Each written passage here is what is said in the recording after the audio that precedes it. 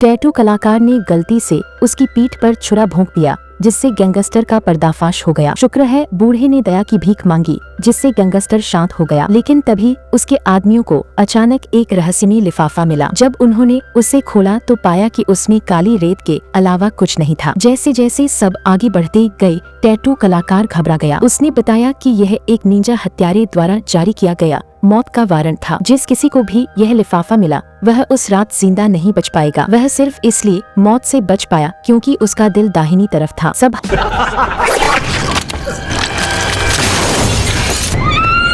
तभी घर की सारी बत्तियां बुझ गईं। सबने तुरंत अपनी पिस्तौलें निकाली और डर के मारे इधर उधर देखा, लेकिन उन्हें कोई दिखाई नहीं दिया। जैसे ही उसने बोलना समाप्त किया, एक और अधीनस्थ अचानक छत पर खींच लिया गया। जब वह नीचे गिरा तो उसे पहले से ही केकड़ा खींच रहा था। यह देखकर काला बॉस अपनी जगह पर टिक नहीं सका और तुरंत अपनी मैगजीन हवा में खाली करने लगा। निंजा कबीले द्वारा इस्तेमाल की जाने वाली यह एक आम तकनीक थी। पहले उनके मनोवैज्ञानिक सुरक्षा तंत्र को तोड़ो, फिर उन्हें एक एक करके हराओ। फिर एक और अधीनस्थ की गर्दन काट दी गई। हत्यारा एक बूढ़े कुत्ते की तरह दृढ़ तलवार चलाना भी जानता था। ऐसा दृश्य पहले कभी नहीं देखा था और अभी भी हवा में बेतहाशा चिल्ला रहा था। इससे पहले कि वे कुछ कर पाते, अनगिनत तीर अचानक उनकी ओर झपटे और उन्हें छलनी की तरह छलनी कर दिया। पल भर में हत्यारों ने वहां मौजूद सभी लोगों को खत्म कर दिया, केवल ब्लैक बॉस को छोड़कर। अब अगर वह RX-7 में भी घुस जाता तो भी वह बच नहीं सकता था। भयभीत ब्लैक बॉस ने दया की भीख मांगते हुए कहा, तुम्हें ऐसा करने की जरूरत नहीं है, लेकिन चाहे कुछ भी हो मैं तुम्हें पैसे दूंगा। मैं तुम्हें फिर से पैसे दूंगा। हालांकि बूढ़े ने तब घोषणा की कि वे नर्क से आए हत्यारे हैं। एक बार ब्लैक किलर तैनात हो जाने के बाद वे अपने लक्ष्य को कभी नहीं छोड़ेंगे, चाहे कुछ। अगले ठिकाने पर जा सकते हो। ब्लैक बॉस की दुखद मौत का गवाह टैटू कलाकार। भयभीत उसकी आंखें सामने देखते ही चमक उठी। एक निंजा धीरे धीरे अंधेरे से निकला, तलवार उठाए और उस बूढ़े आदमी के पास पहुंचा।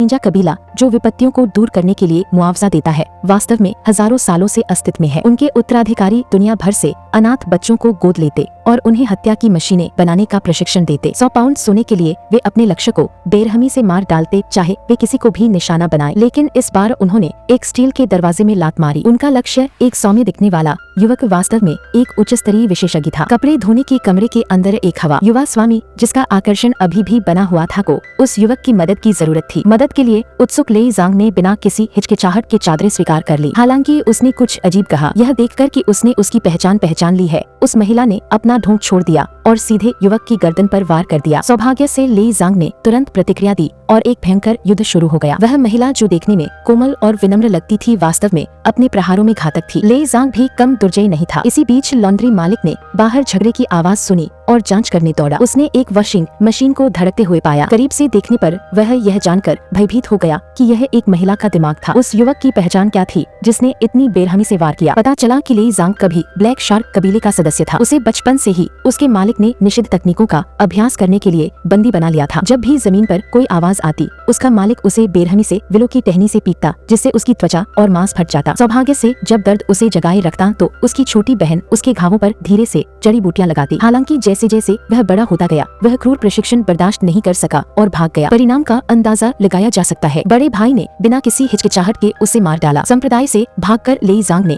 उसका बदला लेने की कसम खाई। उसके गुरु ने उसे पकड़ने के लिए लोग भी भेजे थे, लेकिन अंत में कुछ नहीं हुआ। असफलता के कारण राइजो लगातार पीछा करने में असमर्थ हो गया। अंततः बड़े भाई ने उसे पकड़ लिया, एक लोहे के बक्से में बंद कर दिया और फांसी के लिए गुरु के पास वापस ले आया। हालांकि राइजो अविचल रहा। इसके बजाय उसने अपने हाथ जोड़े और मन ही मन एक प्राचीन मंत्र का जाप किया। उसके घाव तेजी से भरने लगे। यह निंजा कबीले की 100 उपचार तकनीक की चमत्कारी शक्ति थी। जल्द ही उसे गुरु के सामने लाया गया। वर्षों से वह राइजो को पकड़ने के लिए आदमी भेज रहा था और आज उसकी इच्छा आखिरकार पूरी हो गई थी। राइजो अब तक का सबसे प्रतिभाशाली व्यक्ति था जिससे वह मिला था। गुरु ने न केवल उसे 100 उपचार तकनीक का सारा ज्ञान सिखाया, बल्कि उसे अपना उत्तराधिकारी भी माना। नेता उसे प्रशिक्षित करने आया। हालांकि लेई जांग ने एक महिला के कारण उसे धोखा दिया, जिससे वह बहुत क्रोधित हुआ। गुरु ने उसे एक खंभे से बांध दिया और अपने साथी शिष्यों के सामने उसे फांसी देने की तैयारी की। यह सभी के लिए एक चेतावनी थी कि जो बच गए हैं उनका क्या हश्र होगा, सिर्फ खून ही बदला लेगा। गुरु धीरे से लेई जांग के पास गए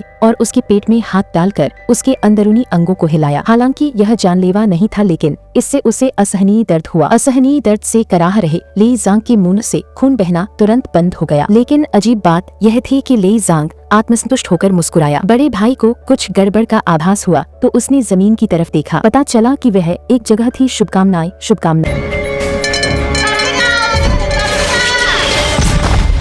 इससे पहले कि वे कुछ कर पाते दरवाजा उड़ गया। 1 दर्जन से ज्यादा बख्तरबंद गाड़ियां आंगन में घुस आईं। वे सभी अच्छी तरह से प्रशिक्षित विशेष बल के सैनिक थे और उन्होंने इन दुष्ट राक्षसों पर गोलियां चलानी शुरू कर दी। इतनी जबरदस्त गोलाबारी के आगे निंजा शक्तिहीन थे। राइजो जानता था कि वह अकेले पूरे निंजा कबीले का सामना नहीं कर सकता, इसलिए उसने इंटरपोल के साथ साझेदारी की। तभी एक सैनिक ने आसमान में एक फ्लेयर दागा। अचानक पूरा आंगन उजला और पारदर्शी हो गया। अंधेरे में रहने वाले उन निंजाओं के पास जाने के लिए कोई जगह नहीं थी। ज्यादातर विशेष बलों के हाथों मारे गए। जो थोड़े बहुत बचे थे वे अंधेरे घर में अपने घर में भाग गए। लेकिन जब बड़े भाई ने दूसरा दरवाजा खोला तो उसने पाया कि राइजो वहाँ बहुत देर से इंतजार कर रहा था। चलो पुराने जमाने की तरह खेलते हैं। सभी ने लगभग एक साथ हमला किया। ले जांग ने इस पल का बहुत इंतजार किया था। जिस दिन उसकी छोटी बहन की मौत हुई थी तब से वह इस लड़ाई के लिए दिन रात अथक अभ्यास कर रहा था। हर तरफ खून ही खून बह रहा था। उसके साथी शिष्य उसके सामने कुछ भी नहीं थे, बुरी तरह कुचले हुए थे। ले जांग ने जल्दी से उन सभी को टुकड़े टुकड़े कर दिया। किनारे से देख रहे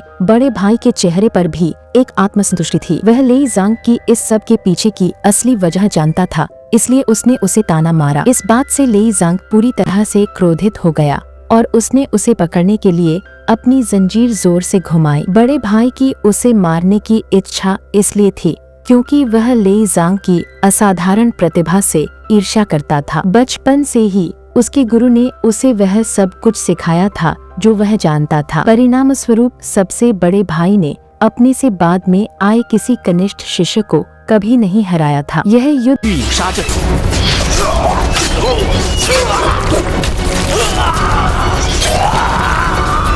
कोई अपवाद नहीं था। ले जांग ने झटपट उसकी 5 उंगलियां तोड़ दी। उसने अपनी उंगली से नीचे वार किया। हार मानने को तैयार न होते हुए वह लूट का माल वापस लेने के लिए नीचे झुका, लेकिन ले जांग ने उसके दूसरे हाथ में छुरा घोंप दिया। फिर वह अपने सबसे बड़े भाई के पीछे दौड़ा, उसकी गर्दन के चारों ओर जंजीर कसकर लपेटी और फिर पूरी ताकत से धीरे धीरे उसकी ओर चाकू बढ़ाया।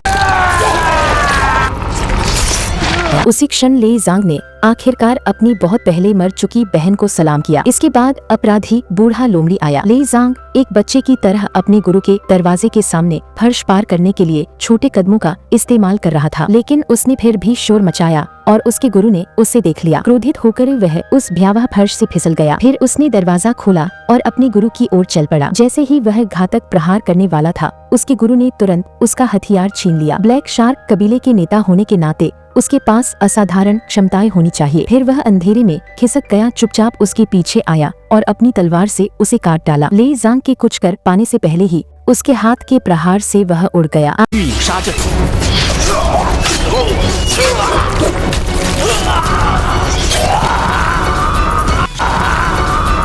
उसके हाथ के प्रहार से वह उड़ गया। उसे एक भयावह अर्थ का आभास हुआ। अचानक उसे एक बहुत पहले का खोया हुआ नंबर याद आया। यू के जानलेवा हमले के बाद उसके मालिक की बाहें और जांघें तुरंत कटकर जमीन पर गिर गईं। वह अब पूरी तरह से शक्तिहीन हो गया था। बिना किसी हिचकिचाहट के राय जांग ने अपनी लंबी तलवार घुमाई और अपने मालिक पर झपटा। तलवार सीधे महाधमनी की ओर इशारा कर रही थी। अपनी मालिक की मौत के साथ खूंखार ब्लैक शार्क कबीला आखिरकार खत्म हो गया। और मैं भी नहीं मरी थी। उसे डोजो से बाहर ले जाने के बाद राय जांग को अप्रत्याशित रूप से पता चला कि हेई मेई का दिल गलत जगह पर था। इस बार उसने आखिरकार दीवार पर चढ़ने की हिम्मत जुटाई। बाहर की दुनिया को निहारते हुए राय जांग को आखिरकार समझ आया कि उसकी छोटी बहन आजादी के लिए क्यों तरस रही थी। पहाड़ और नदियाँ डोजो के आगे कुछ नहीं है। प्रकृति की सांसों को महसूस करने की कोशिश करनी चाहिए।